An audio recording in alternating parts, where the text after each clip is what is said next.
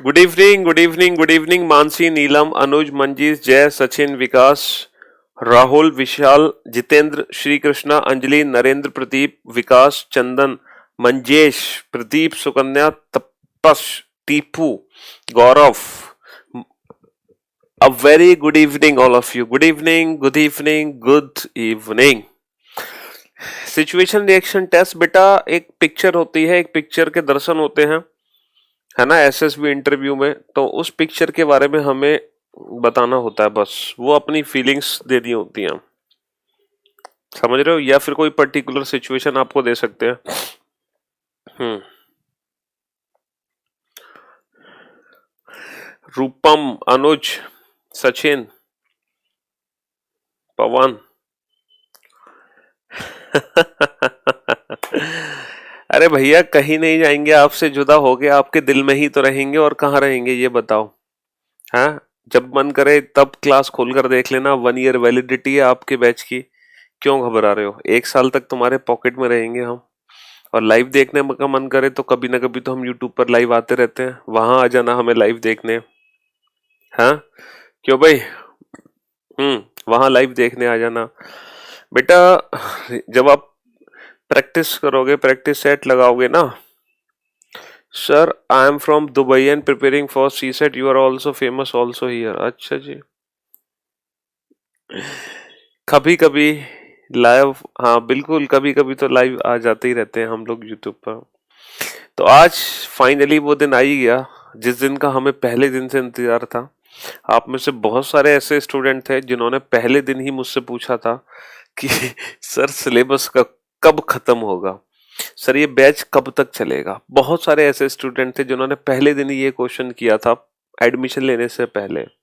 तो आज वो दिन आ गया जिसका आपको इंतजार था। तब आपका रीजनिंग का कंप्लीट सिलेबस खत्म होने जा रहा है, ठीक है मेरे भाई। हाँ जी।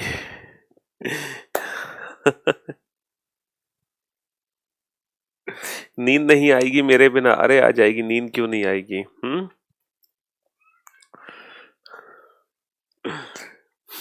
एक दिन नहीं आएगी, 2 दिन नहीं आएगी, लेकिन फिर फोन चला लेना, हमें देख लेना, फिर नींद आ जाएगी। हम्म।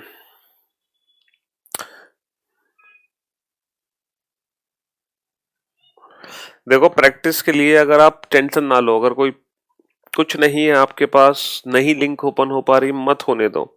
सिर्फ और सिर्फ प्रीवियस ईयर पेपर के क्वेश्चंस की प्रैक्टिस कर लो भाई। जिस एग्जाम की आप तैयारी कर रहे हो उस एग्जाम के प्रीवियस ईयर पेपर के क्वेश्चन उठा लो, उस एग्जाम के प्रीवियस पेपर के क्वेश्चन उठा लो, ठीक है। मैंने बोला था बेटा अराउंड 80 क्लासेस होंगी, अराउंड 80 क्लासेस। 80 क्लासेस के अराउंड आपका सिलेबस कंप्लीट हो जाएगा, ये थोड़ी बोला था कि 100 ही पढ़ाऊंगा मैं, ठीक है। चलिए साहब, तो फाइनली जो मशीन इनपुट आउटपुट के 3 क्वेश्चन बचे हैं वो भी कर लेते हैं, ठीक है। जो मशीन इनपुट आउटपुट के 3 क्वेश्चन बचे हैं वो भी कर लेते हैं। सर वो 3 क्वेश्चन कौन से बचे हैं बेटा? लेटेस्ट पैटर्न के 2 क्वेश्चन बचे हैं न्यू पैटर्न के, और एक बचा है पोजीशन बेस्ड क्वेश्चन। तो चलिए पोजीशन बेस्ड क्वेश्चन को देख लेते हैं अतुल, और फिर न्यू पैटर्न के क्वेश्चन देख लेते हैं, ठीक है। हाँ जी।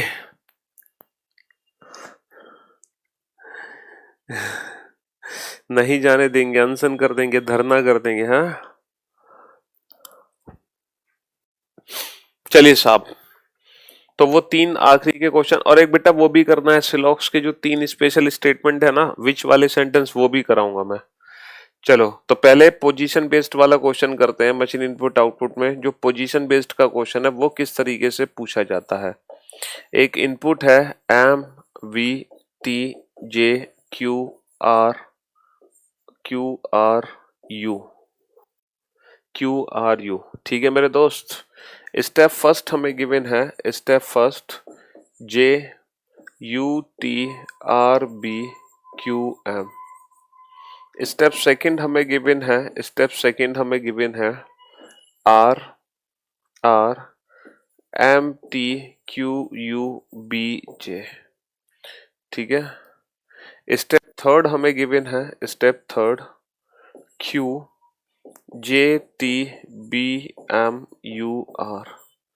स्टेप फोर्थ हमें गिवन है BRTUJRR। M Q.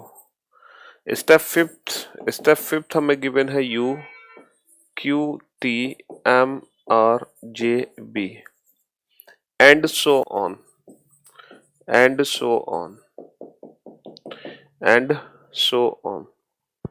ठीक है मेरे भाई, एंड सो ऑन। अब ये एंड सो ऑन वाला क्वेश्चन है। अब हमसे देखो क्वेश्चन किस तरीके से पूछे गए हैं। पहला क्वेश्चन हमसे पूछा गया है, इनपुट हमें दिया गया है W X Y Z A B C, ये इनपुट हमें दिया गया है और हमसे पूछा है कि बताओ भैया पांचवा स्टेप क्या होगा इस इनपुट का। इस इनपुट का पांचवा स्टेप क्या होगा। मेरे दोस्त ये पोजीशन बेस्ड क्वेश्चन है। पता है पोजीशन बेस्ड क्वेश्चन को कैसे बनाना, हमें कुछ नहीं करना, आप इस इनपुट की नंबरिंग कर दो 1 2 3 4 5 6 7, आप इस इनपुट की नंबरिंग कर दो मेरे दोस्त। और हमें चाहिए पांचवा स्टेप, तो इसी से पांचवें स्टेप की नंबरिंग कॉपी कर लो बेटा। यू का नंबर कितना है 7, क्यू का नंबर कितना है 5, टी का नंबर 3, एम का नंबर कितना है 1, आर का नंबर 6, जे का नंबर 4 और बी का नंबर 2। अब आप एक काम करो, यही यहाँ पे करो, 1 2 3 4 5 6 7, आपने इनपुट की नंबरिंग कर दी। आपको पांचवा स्टेप चाहिए, तो डेफिनेटली जो पांचवा स्टेप है वो ये बनेगा 7 5 3 1 6 4 2। तो मेरे दोस्त इस इनपुट से 7 नंबर का उठा लो। 7 नंबर का क्या है C, 5 नंबर का क्या है A, 3 नंबर क्या है Y, 1 नंबर क्या है W, 6 क्या है B, 4 क्या है Z और 2 क्या है X। तो हमारे क्वेश्चन का आंसर आ गया CAY WB ZX, CAY WB ZX।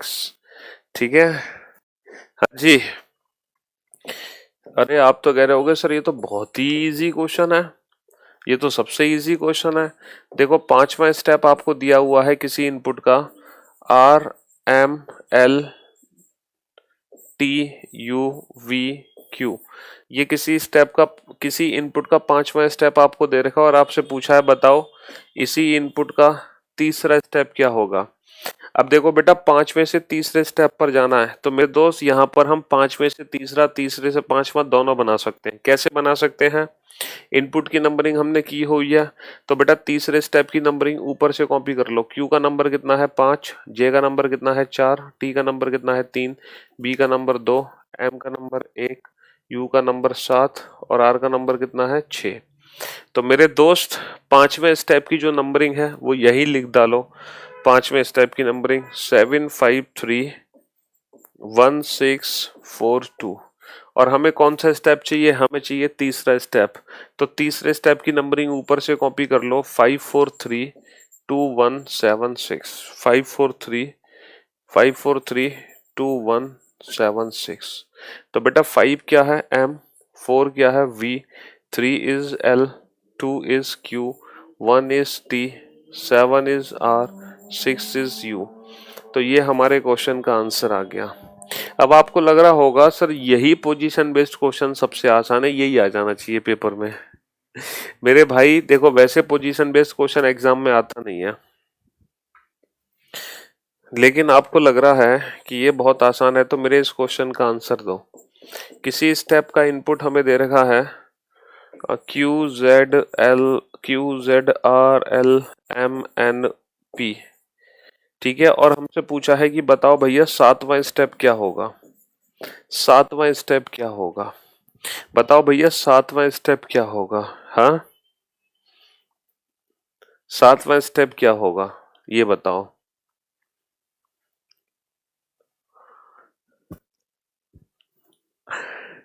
हो, अब कब कहोगे सर अब तो हम फंस गए, क्योंकि यहाँ तो 5 ही स्टेप दिए हुए हैं, हम कैसे पता लगाएं सातवां स्टेप क्या होगा।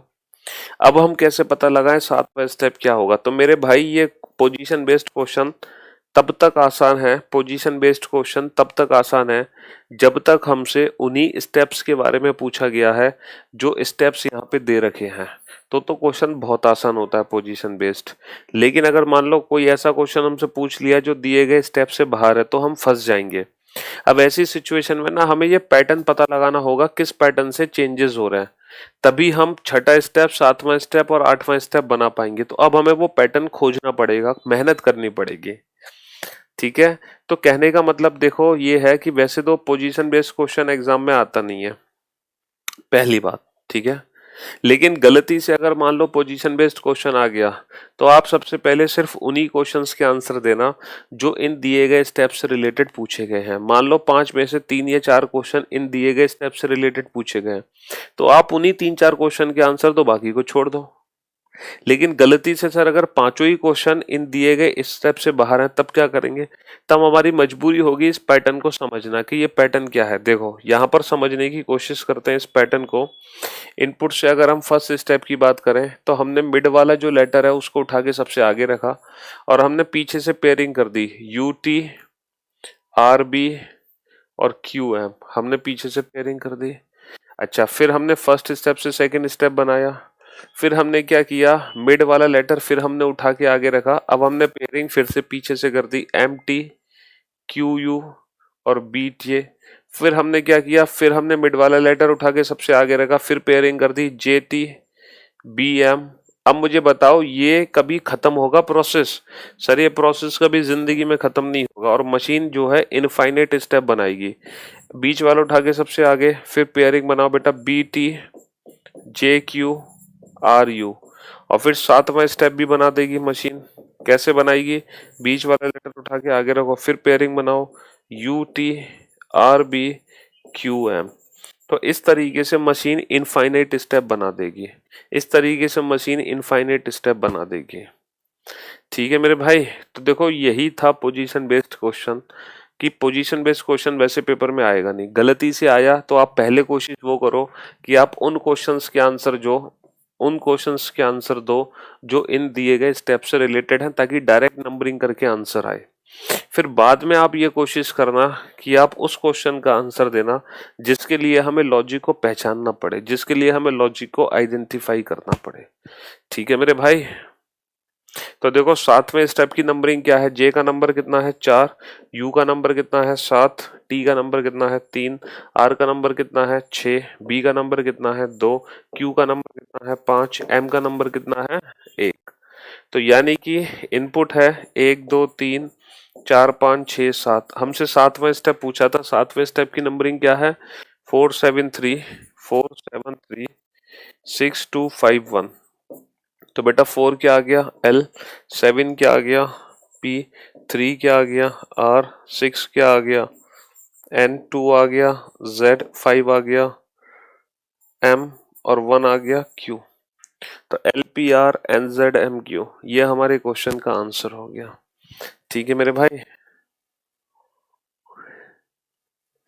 तो बस यही है पोजीशन बेस्ड क्वेश्चन, लेकिन ये क्वेश्चन कराना बहुत जरूरी था, वरना आप सोचते रहते पोजीशन बेस्ड क्वेश्चन है क्या।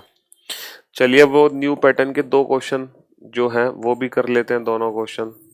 इनपुट 32 43 19 25 54। पहला स्टेप है बेटा, पहला स्टेप है 5 7 10 7 9। दूसरा स्टेप है बेटा, दूसरा स्टेप है 6 12 9 10 20। तीसरा स्टेप है बेटा, तीसरा स्टेप है 1 1 8 3 1। चौथा स्टेप है, चौथा स्टेप है 13 25 82 29 और 41। ठीक है, ये 4 स्टेप दिए गए हैं। अब आप एक और, अब क्वेश्चन कैसे पूछे जाएंगे, एक इनपुट हमें दे रखा है, एक इनपुट हमें दे रखा है 82 73 64 55 46, ये इनपुट हमें दे रखा है और हमसे पूछा है कि बताओ दूसरा स्टेप क्या बनेगा इस इनपुट का। अब ये न्यू पैटर्न का क्वेश्चन है। सर एनटीपीसी 100 क्वेश्चन को अटेम्प्ट कैसे करें, पहले मैथ्स, रीजनिंग या ऑल सीक्वेंस 1 to 100? 1 to 100 चलने दो, सब सारी तैयारी है तो शुरुआत से चलने दो बेटा। ठीक है। हाँ जी।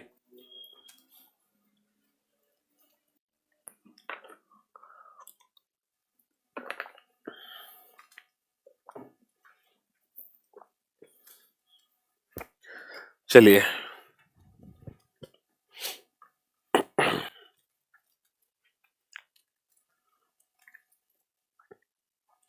ये न्यू पैटर्न का क्वेश्चन है।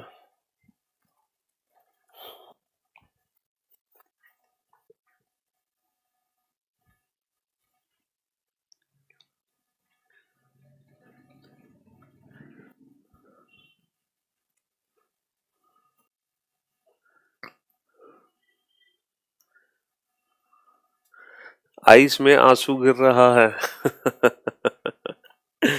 हाँ जी। चलिए साहब, जल्दी से इस क्वेश्चन का आंसर दो फटाफट से। अब देखो, ये न्यू पैटर्न का पता है क्वेश्चन कैसे है? पता है इस क्वेश्चन में क्या हो रहा है? अभी तक हमने क्या देखा, इनपुट से फर्स्ट बना, फर्स्ट से सेकंड बना, सेकंड से थर्ड बना, थर्ड से फोर्थ बना। बट इस बार ऐसा नहीं है। हमने इनपुट से फर्स्ट बनाया है, इनपुट से ही सेकंड बनाया है, इनपुट से ही थर्ड बनाया है, इनपुट से ही फोर्थ बनाया है। ये है लॉजिक।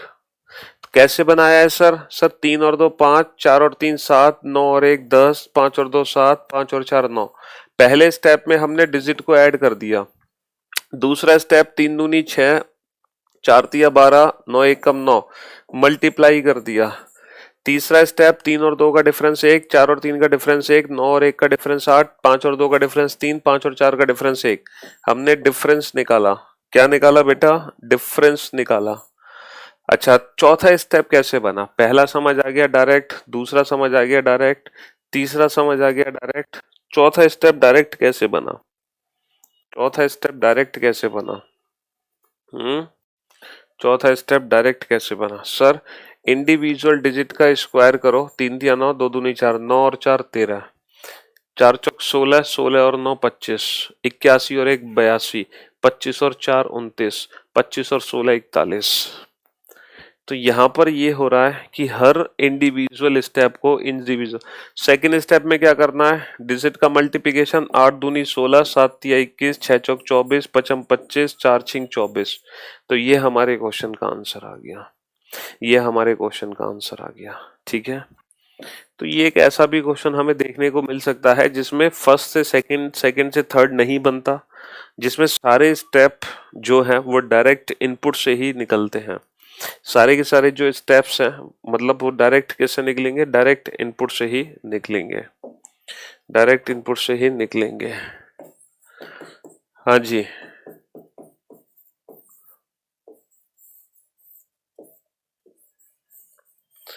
तो उस एक आखिरी क्वेश्चन की तरफ चलते हैं, मशीन इनपुट आउटपुट के लास्ट क्वेश्चन की तरफ।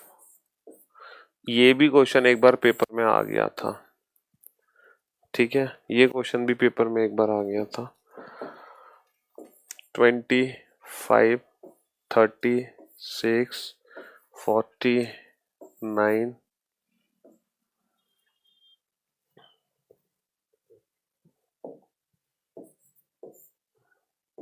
14,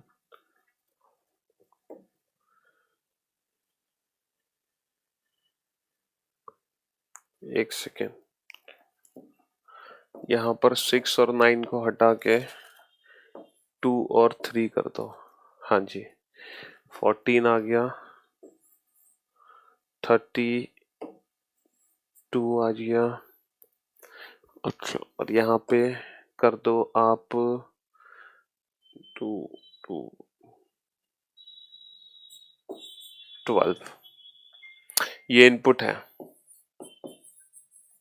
और स्टेप फर्स्ट में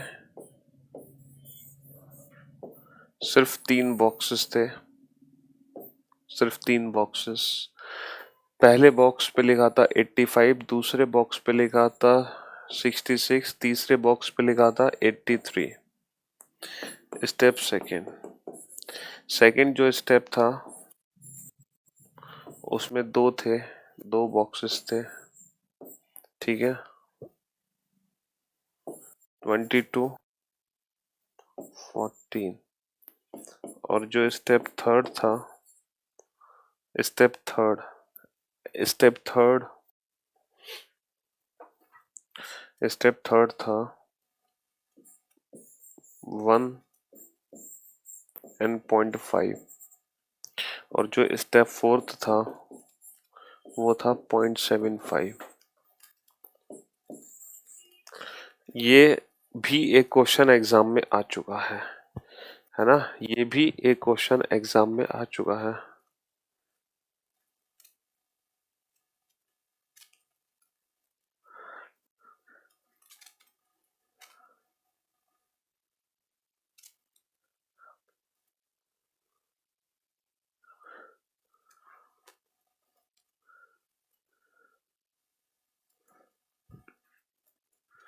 हाँ जी, अब भाई साहब इस क्वेश्चन में पता है क्या है, इसमें पहले 3 बॉक्स को दूसरे 3 बॉक्स से जोड़कर ये 3 बॉक्स बना दो। इस बॉक्स का पहला पार्ट और इसका लास्ट वाला पार्ट मल्टीप्लाई कर दो। 2 इंटू 4 कितना होगा 8। इसका सेकंड वाला पार्ट और इसका फर्स्ट वाला पार्ट मल्टीप्लाई कर दो। 5 इंटू 1 कितना होगा 5। और यही सीक्वेंस आगे तक फॉलो करो। इसका पहला इसका सेकंड 3 इंटू 2 6 और 2 इंटू 3 6, 4 इंटू 2 8 और 3 इंटू 1 3। तो पहला स्टेप समझ आ गया कैसे बनाया गया। तो फर्स्ट स्टेप बेटा कैसे बना है, इसका फर्स्ट इसका सेकंड मल्टीप्लाई इसका सेकंड इसका first, first second second first, first second second first. तो ये तो बना है स्टेप फर्स्ट। अब आ जाओ स्टेप सेकंड पे। स्टेप सेकंड कैसे बना, स्टेप सेकंड कैसे बना सर, 8 और 6 14, 14 और 8 22, बेटा 22 लिख दिया। 5 और 6 11, 11 और 3 14, 14 लिख दिया। ये बना स्टेप सेकंड, ये बना स्टेप सेकंड, ठीक है, ये बना स्टेप सेकंड।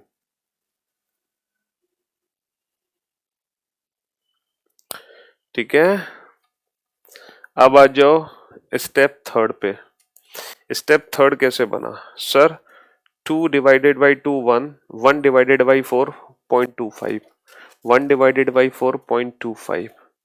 ठीक है, स्टेप फोर्थ कैसे बना सर, इन दोनों नंबर का डिफरेंस निकाल दिया 0.75, इन दोनों नंबर का डिफरेंस निकाल दिया 0.75। तो ये भी एक क्वेश्चन एग्जाम में हमें देखने को मिला था मशीन इनपुट आउटपुट में। तो कहने का मतलब है बेटा हमने लास्ट स्टेप वाले क्वेश्चन कर लिए, ठीक है, हमने एंड सोन वाला क्वेश्चन भी देख लिया और हमने न्यू पैटर्न भी देख लिया। मेन जो है बेटा वो लास्ट स्टेप वाले क्वेश्चन है, जो मेन है ना वो लास्ट स्टेप। लास्ट स्टेप में left arrangement right arrangement, left plus right arrangement और मिड वाली अरेंजमेंट बनती है, ठीक है, उस बात का ध्यान रखना। और ऑटोफिल विदाउट ऑटोफिल का भी ध्यान रखना, ठीक है, ऑटोफिल विदाउट ऑटोफिल का भी ध्यान रखना। आप कह रहे थे सर सिलॉक्स में वो 3 स्पेशल सेंटेंस मैंने नहीं लिखा है, लिखना जरा। All mangoes is which are all mangoes is which are apples, all mangoes is which are apples are also grapes, are also grapes। सभी मैंगो जो कि एप्पल हैं, सभी मैंगो जो कि एप्पल हैं, सभी मैंगो जो कि एप्पल हैं ग्रेप्स भी हैं, सभी मैंगो जो कि एप्पल हैं ग्रेप्स भी हैं, सभी मैंगो जो कि एप्पल हैं वो ग्रेप्स भी हैं। बेटा ये जो सेंटेंस लिखा है ना, इस सेंटेंस का प्रैक्टिकली मीनिंग क्या है। मान लो कि ये एप्पल है, तो हमसे वो क्या कहना चाह रहा है कि सभी मैंगो जो कि एप्पल हैं, मतलब जो भी चीज एप्पल बन रही है, सभी मैंगो जो कि एप्पल है, सभी मैंगो जो कि एप्पल है, सभी मैंगो जो कि एप्पल है वो पक्का ग्रेप्स भी है। तो हाउ इज इट पॉसिबल कि आप किसी भी चीज को एप्पल बना रहे हो वो खुद ही ग्रेप्स बन जा रही है। तो जिस चीज को एप्पल बनाओगे वो खुद ही ग्रेप्स तभी बनेगी when all when all when all apples are grapes, when all apples are grapes, जब सारे एप्पल्स ग्रेप्स हो, when all apples are grapes। इसका मतलब ये है all mangoes which are apple are also grape. अब आप किसी भी चीज को एप्पल बनाओ वो खुद ही ग्रेप्स बन जाएगा। तो ये जो पूरा सेंटेंस हमने लिखा है ना, इसका सिर्फ इतना सा मीनिंग होता है, सिर्फ इतना सा। ठीक है, सिर्फ इतना सा इसका मीनिंग होता है मेरे दोस्त। All mangoes, all mangoes, all mangoes which are apples, all mangoes which are apples can never be grapes। सभी मैंगो जो कि एप्पल हैं, सभी मैंगो जो कि एप्पल हैं कभी ग्रेप्स नहीं बन सकते। सभी मैंगो जो कि एप्पल हैं, सभी मैंगो जो कि एप्पल हैं वो कभी भी ग्रेप्स नहीं बन सकते। ऐसा कब पॉसिबल होगा? मतलब सारे मैंगो जो एप्पल बना रहे हो वो फिर ग्रेप्स कभी नहीं बन पाएंगे। ऐसा तब पॉसिबल होगा when no apple is grape, when no apple is grapes, when no apple is grape। यानी कि अब सभी मैंगो जो कि एप्पल हैं, अब आप किसी भी चीज को एप्पल बना दो वो कभी ग्रेप्स नहीं बन पाएगी, वो कभी ग्रेप्स नहीं बन पाएगी क्योंकि नो एप्पल इज ग्रेप। तीसरा सेंटेंस लिखो बेटा, all mangoes is which are not apples, can never be grapes। हाँ जी, सभी मैंगो जो कि एप्पल नहीं है, सभी मैंगो जो कि एप्पल नहीं है, सभी मैंगो जो कि एप्पल नहीं है वो कभी भी ग्रेप्स नहीं बन सकते। इस सेंटेंस को बहुत अच्छे से समझो। ये कहना चाह रहे हैं कि जो चीज एप्पल नहीं है, जो चीज एप्पल से बाहर है, जो चीज एप्पल नहीं है वो कभी भी ग्रेप्स नहीं बन पाएगी। ऐसा तभी पॉसिबल होगा when all grapes are apples, when all grapes are apple। जब सारे ग्रेप्स एप्पल के अंदर हो, जब सारे ग्रेप्स एप्पल के अंदर हो। तो अब जो चीज एप्पल नहीं है, जो चीज एप्पल नहीं है वो कभी ग्रेप को नहीं छू सकती। क्यों? क्योंकि ऑल ग्रेप्स आर एप्पल। तो जो चीज एप्पल नहीं है वो कभी ग्रेप्स को नहीं छू सकती।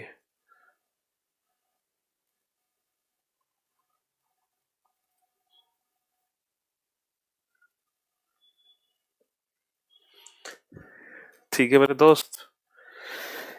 तो भाई साहब, चलते चलते हम आप लोगों से क्या कह सकते हैं?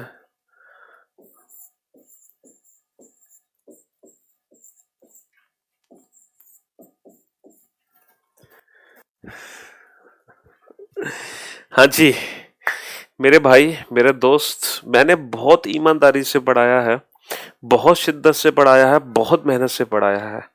और जो ईमानदारी, जो शिद्दत और जो मेहनत मैंने दिखाई है पढ़ाने में, बस उतनी ही ईमानदारी, उतनी ही शिद्दत, उतनी ही मेहनत से आपको भी पढ़ना है।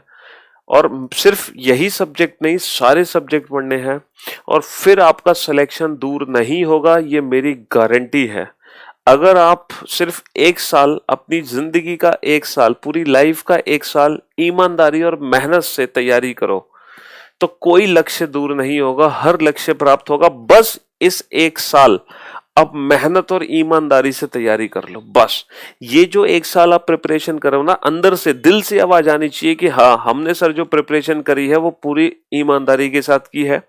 क्योंकि जब भी हम गलत करते हैं या सही करते हैं, या हम कितने लेवल पर हैं, हम कितना पढ़ रहे हैं या नहीं पढ़ रहे हैं, ये बात सामने वाला नहीं जानता, ये बात हमसे बेहतर और कोई नहीं जानता। अपने आप से पूछो, अपने अंदर झांक कर देखो कि आपके अंदर क्या कमी है, किस सब्जेक्ट में कितनी मेहनत करनी है, कितना फोकस करना है। ये बात कोई टीचर नहीं बता सकता, कोई पड़ोसी नहीं बता सकता, कोई रिश्तेदार नहीं बता सकता, कोई नहीं बता सकता। ये सिर्फ आप खुद ही बता सकते हो कि आपके अंदर क्या कमी है। तो अपने आप के अंदर झांको और अपनी कमियों को दूर करो, सिर्फ ये 1 साल। फिर कोई भी सिलेक्शन दूर नहीं होगा, है ना, कोई भी सिलेक्शन दूर नहीं होगा। कहते हैं ना बेटा, मान ली तो हार है और ठान ली तो जीत है ना। हाँ जी। Love you all, love you भाई। इतने भावुक होने की जरूरत नहीं है, इतने रोने की जरूरत नहीं है। Thank you so much guys, thanks allot. मैं तो बस यही दुआ करूंगा, यही प्रे करूंगा आप लोगों से कि आप लोग जल्दी से सिलेक्शन ले और हमारे साथ लंच और डिनर करने आए मुखर्जी नगर दिल्ली। है, सिलेक्शन ले अच्छी अच्छी जगह। Wish you very very very very all the best all of you, है ना। जम के तैयारी करो, जम के मेहनत करो। सिलेक्शन डेफिनेटली एक ना एक दिन जरूर होगा आप लोगों का। पता है इतना प्यार अभी दिखा रहे हो, सिलेक्शन ले लोगे 2 साल बाद भूल भी जाओगे, बट कोई दिक्कत नहीं है, ठीक है। चलिए, तो thank you so much guys, thanks a lot, good night, शुभ रात्रि, सबक है, टेक केयर योरसेल्फ, बाबा and love you all, love you all. Wish you very very all the best for your future, for your exams. Life में, है ना, हर घड़ी exams ही होती है। बस इतना याद रखना बेटा। चलते चलते मैं एक बात बोलना चाहूंगा कि जिंदगी में कभी ऐसे कोई कर्म मत करना जिसकी वजह से सामने वाले व्यक्ति आपसे दुखी हो जाए। हमेशा ऐसे कर्म करना अपनी जिंदगी में कि सामने वाला व्यक्ति जब भी आपको देखे उसके चेहरे पे एक छोटी सी स्माइल आ जाए। बस ये अगर कर्म आप करोगे तो लाइफ में ऊंचाइयां ऊंचाइयां ऊंचाइयों तक पहुंचते जाओगे और कोई आपको नहीं रोक पाएगा। चलिए, तो thank you so much guys, thanks a lot, good night, शुभ रात्रि, सबक है, take care yourself, bye bye, love you all, take care, thank you so much.